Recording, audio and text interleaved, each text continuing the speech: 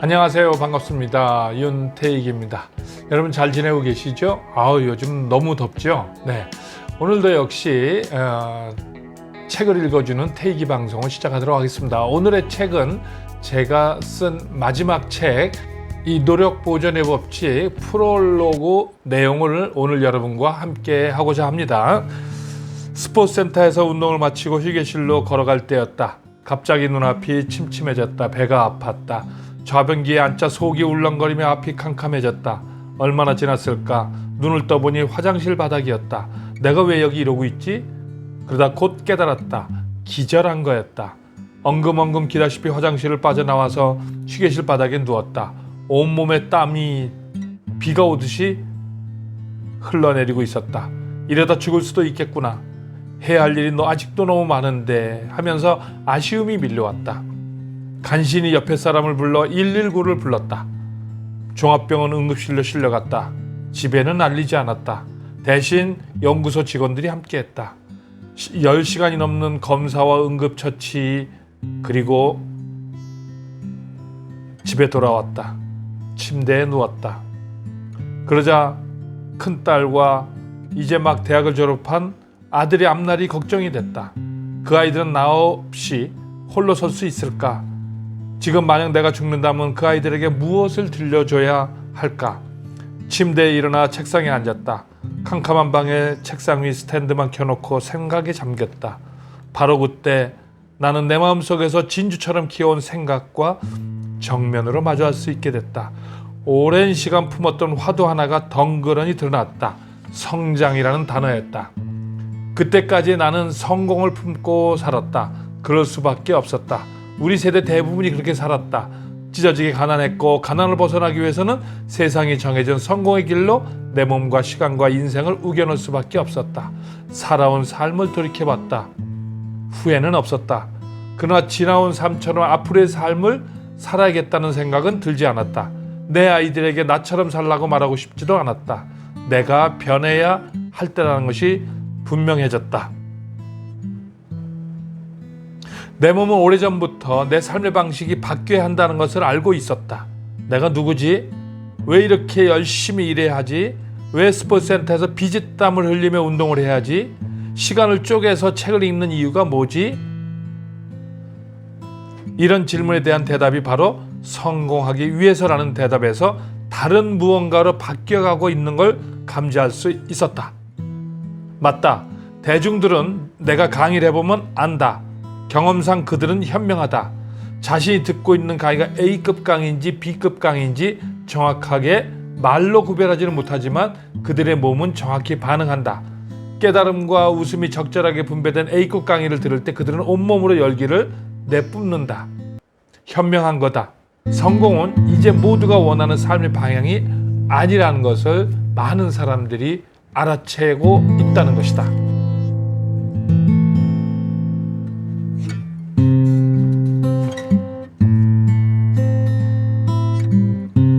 사람은 정말 죽음의 순간이 되면 1초에 인생 전체를 돌아보게 된다고 했던가. 나는 기절해서 화장실 바닥에 누워있을 때 평생을 돌이켜 깨닫지 못했던 진리와 마주했다.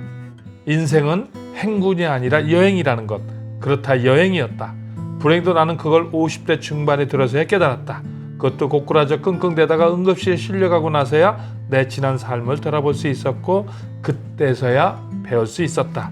인생은 행군이 아니라 여행이라는 그러한 깨달음을 얻게 된 것이었다.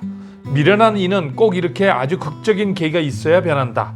아무리 담배를 끊으라고 잔소리하며 쫓아다녀도 끊지 않던 사람도 의사가 건강 이상 진단만 내리면 확 바뀐다.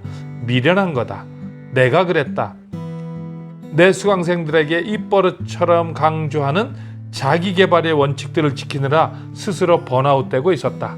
스스로를 끊임없이 몰아세우는 미련함, 그 미련함의 끝은 허망함과 통한다. 내 아이들은 나처럼 미련하게 깨닫게 하고 싶지 않았다. 그래서 아이들에게 바로 편지를 쓰기 시작했다.